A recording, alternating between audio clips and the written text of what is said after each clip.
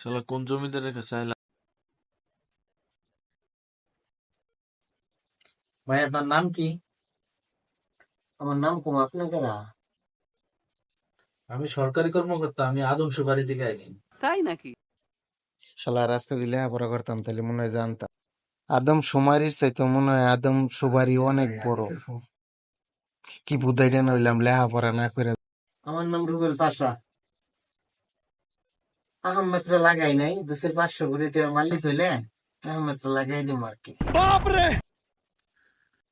শালাই কয় কি রে? শালাই তো আসলেই বুধাই। মানসি তো ঠিকই কইছিল, ওর লগে কথা কয়ে আমি বুধাই হয়ে গেলাম। আচ্ছা ভাই, আপনার বাচ্চা কাচ্চা কয়জন? বাচ্চা কাচ্চা ভাই আমি তো ভুলে গেছি গা, বাড়িতে যে বালিশ গুন্না লাগে।